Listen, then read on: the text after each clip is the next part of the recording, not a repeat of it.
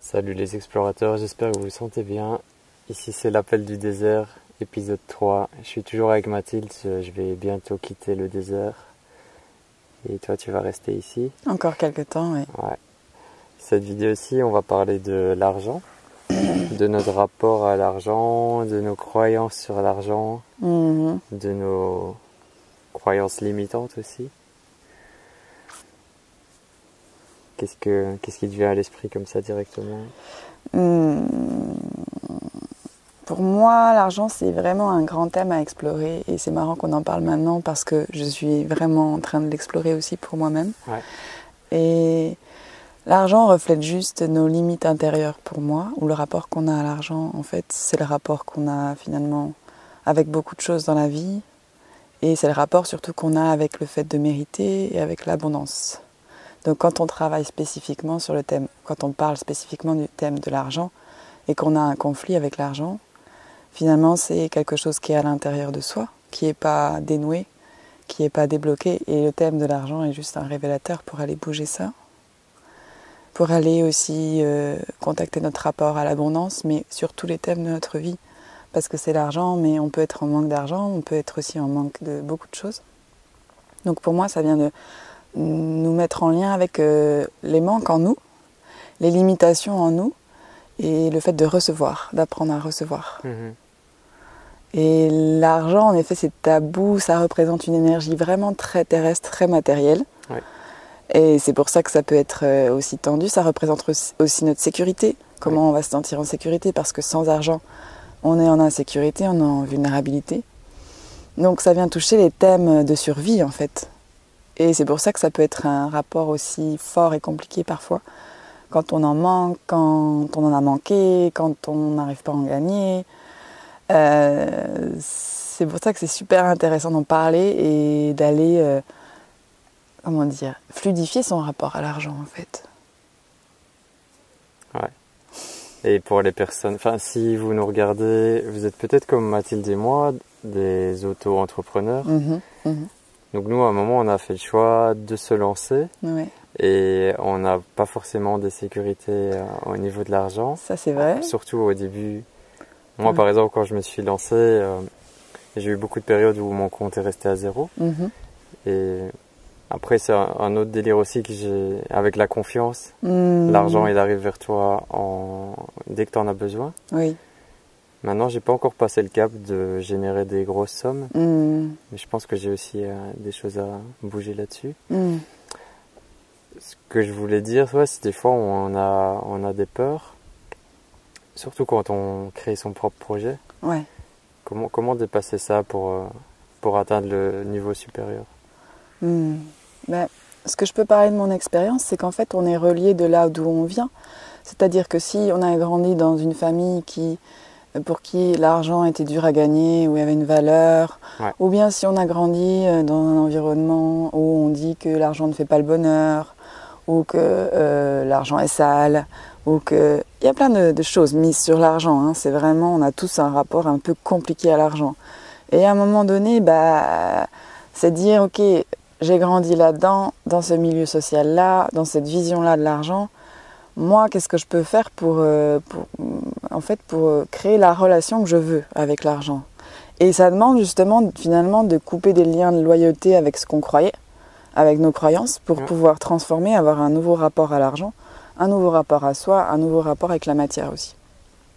Et ça demande finalement de complètement changer notre croyance par rapport à cette énergie-là qui à la base est neutre, qui à la base est un outil, est un outil de transformation en fait, parce que quand tu as de l'argent, quand tu arrives à en gagner, en fait beaucoup, enfin plus que ce que tu penses mériter, quand tu dépasses justement les paliers, tu rentres en expansion en fait. C'est-à-dire que ton être s'agrandit, puisque avec l'argent tu peux créer plus de choses, Donc c'est autoriser son être à grandir en fait, gagner de l'argent, gagner plus d'argent.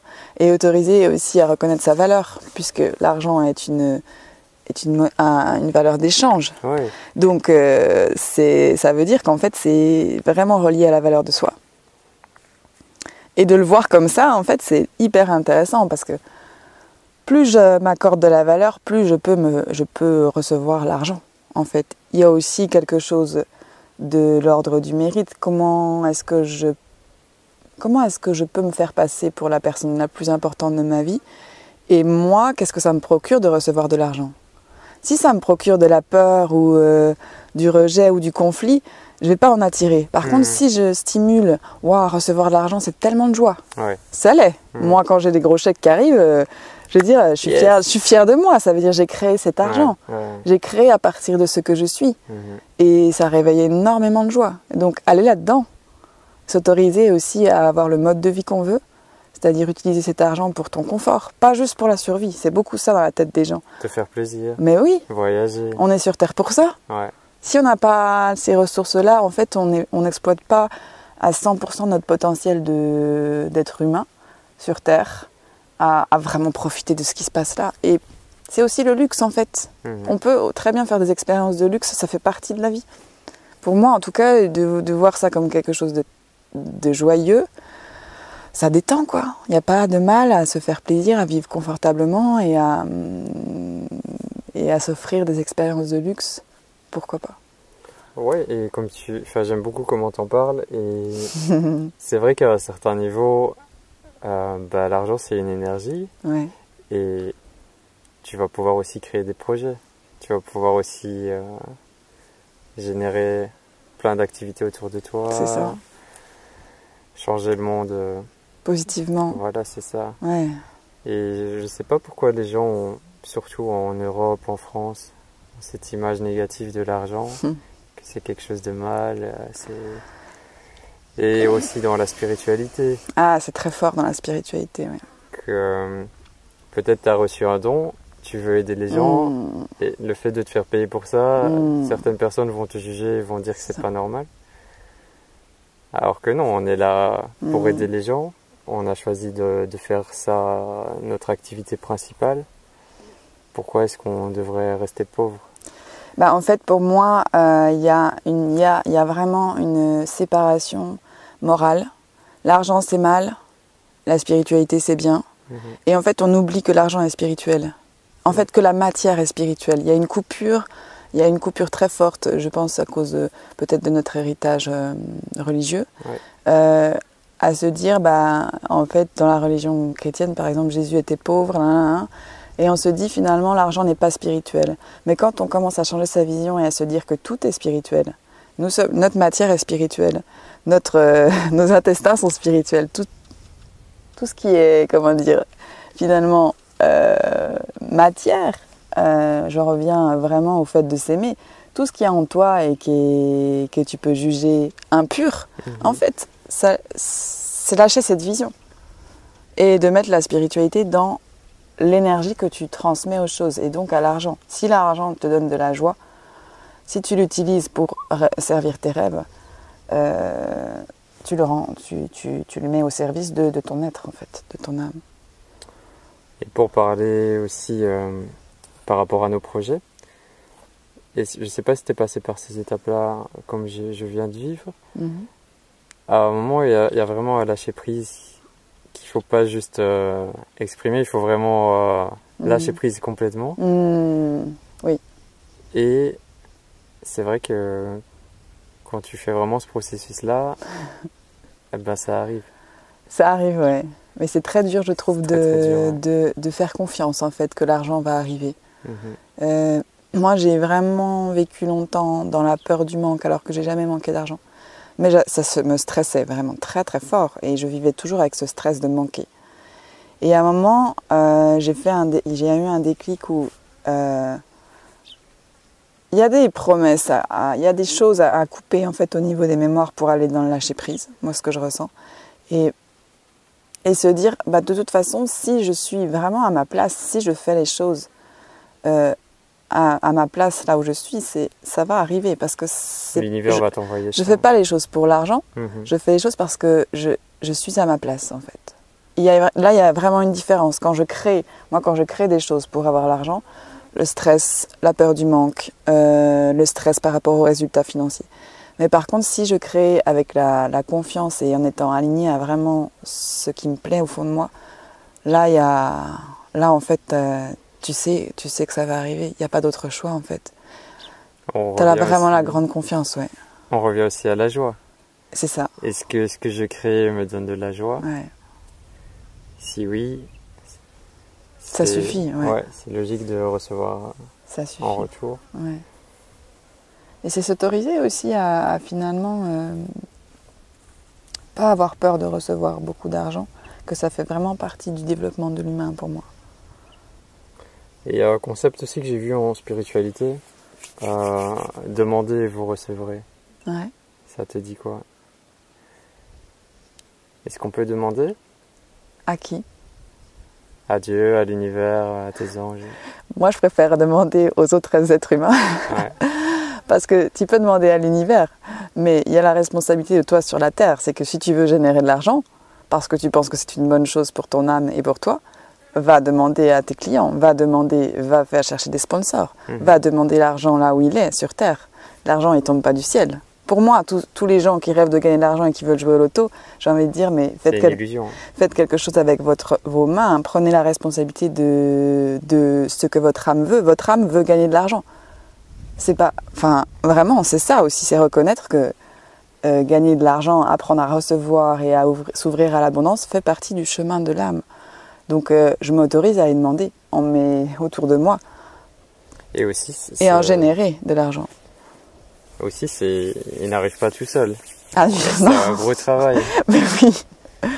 S'autoriser à recevoir l'argent dont on a besoin, ça veut dire à un moment dépasser les peurs de demander en fait, et d'augmenter ses prix si on est indépendant, de gérer son budget, de savoir ce dont on a besoin aussi.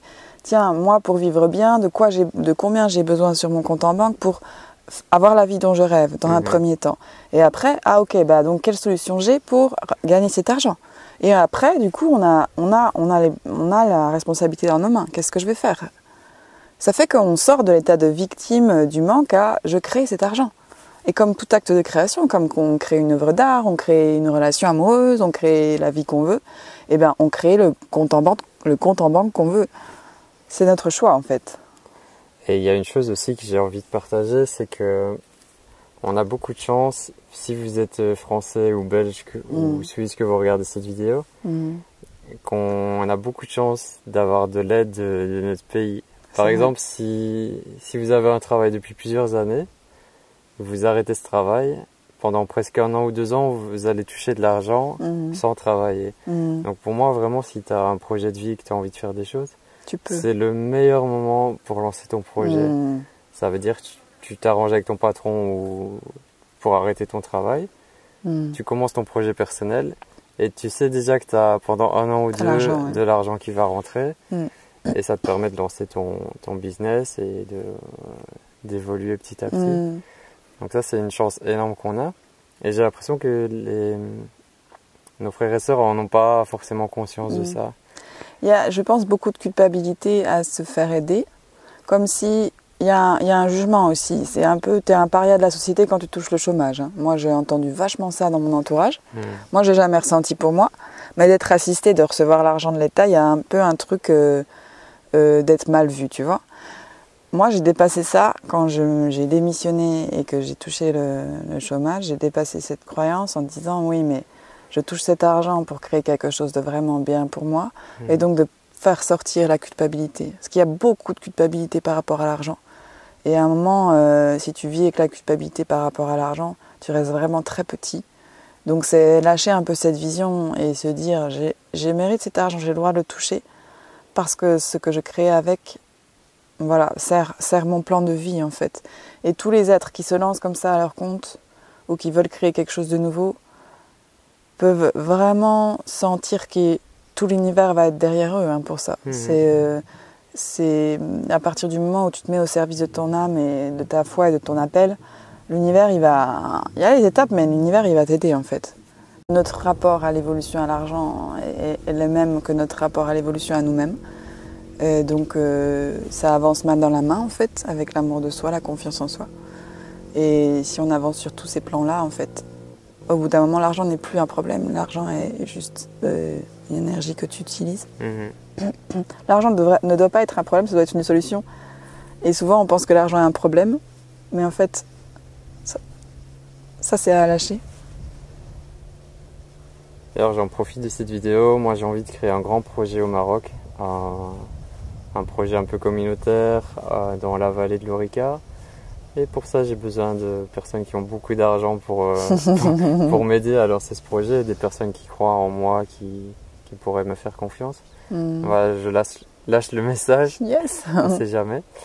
Et voilà, je pense aussi que notre génération, notre monde actuel, on va passer dans l'étape de la co-création où on va faire des projets à plusieurs personnes. C'est pas juste moi, mon projet, c'est notre projet à nous. C'est ça. Peut-être que ça va prendre encore quelques années, mais cette énergie-là est déjà arrivée. Ça, je le sens très fort. Et c'est ça qui me donne de la joie aussi. Parce que depuis que je suis arrivé au Maroc, j'ai ce projet-là en tête. Mais là, apparemment, je dois d'abord passer par ma propre réussite personnelle. C'est important. Pour entamer ce projet.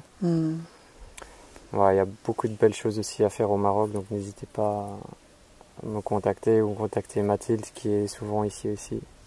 On peut terminer aussi pour dire qu'on va vous recevoir ici au désert du 3 au 10 février 2019 pour la marche de la joie. Et peut-être qu'on pourra aussi faire un cercle de parole par rapport à ça ou en discuter. Ouais, bien sûr. Bienvenue au Maroc, à très bientôt dans nos univers. Vous avez là, je vous mets le lien vers la chaîne de Mathilde, la chaîne YouTube et son site internet. Peace. Bientôt.